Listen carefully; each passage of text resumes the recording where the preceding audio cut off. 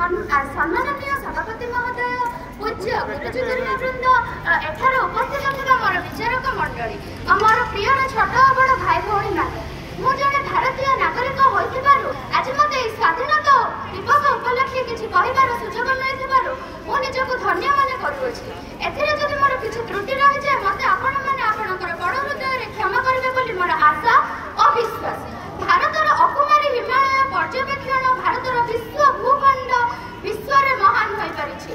जेतेबेले ओडिशा उत्कल रे इंग्रेज माने आसी नथिले सेतेबेले हम उत्कल को मराठा माने शासन करुथिले, किंतु 1803 मसीहा रे इंग्रेज माने हम भारत को आसी मराठा माने को विताड़ित कले एवं कटकर 12 दुर्ग अधिकार कले, किंतु इंग्रेज माने सेमानकर कौशलतार बुद्धि और चतुरतार सह ओडिशा को अधिकार करबा को प्रयास करथिले, किंतु 1826 मसीहा रे वीर संबलपुर रो वीर सुरेंद्र साय ताको गतिपथरे बाधा साजिथिले।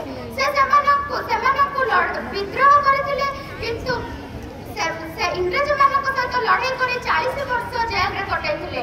शेषरे से 40 वर्ष शेषरे से जेल रे ही मृत्युवरण करथिले। इंग्रेज माने हम भारत को आसीथिले सत, किंतु सेमाने 1600 मसीहा रे ईस्ट इंडिया कंपनी गठन करी हम भारत को वाणिज्य करबा उद्देश्य रे आसीथिले, किंतु वाणिज्य करबा उद्देश्य रे आसी मराठा मानक विताड़ित करी सेमाने ओडिशा दखल करबा को प्रयास करथिले। किंतु हम भारतर महान स्वाधीनता संग्रामी नेताजी सुभाष चंद्र बोस 1897 मसीहा जनवरी 23 तारिख रे जन्म ग्रहण करथिले। से इंग्रेज मानक विरुद्ध रे जे विद्रोह करथिले ताहा हम भारत साहित्य रे सम्मानकर भाबे लिपिबद्ध होई रही अछि। से आजाद हिंद फौज गठन करी इंग्रेज मानक भारत रो विताड़ित करथिले। से अगस्त 18 तारिख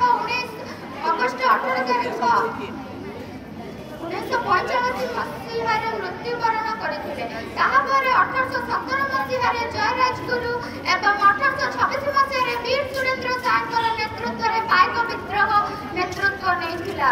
सेथिरे मध्य इंग्रेज माने जुगुलाई को हाथ करी सेमानकर चतुरतार बुद्धि और कौशल सह जयराजगुरु को फांसी खुंटरे झुलाइथिले, किंतु हमर ओडिशार महान स्वाधीनता संग्रामी गजपति कृष्णदेव से आम ओडिशा को इंग्रेज मुक्त भाषा भित्तिक राज्य भाव तली गढ़िबार प्रमुख भूमिका ग्रहण करते।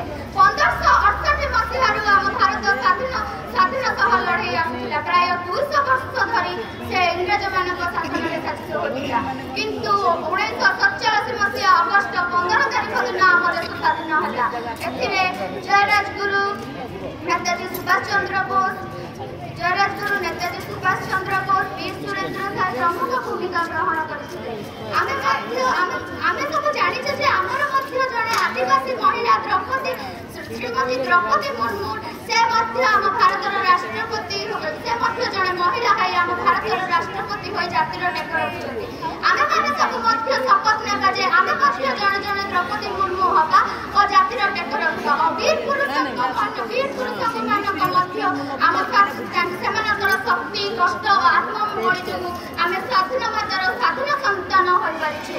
आज मु मोर भक्तिपूर्ण श्रद्धांजलि ज्ञापन करी वीर पुरुष मानक श्रद्धांजलि ज्ञापन करने को चाहूँगी। शेष में मुझे कहूँ जे हे भाई केते मारिबो बेत, हे भाई केते केते मारिबो, देश पाई आमे जीवन देइछु, देश पाई आमे जीवन देइछु, तुमे कि हमको पारिबो, तुमे कि हमको पारिबो।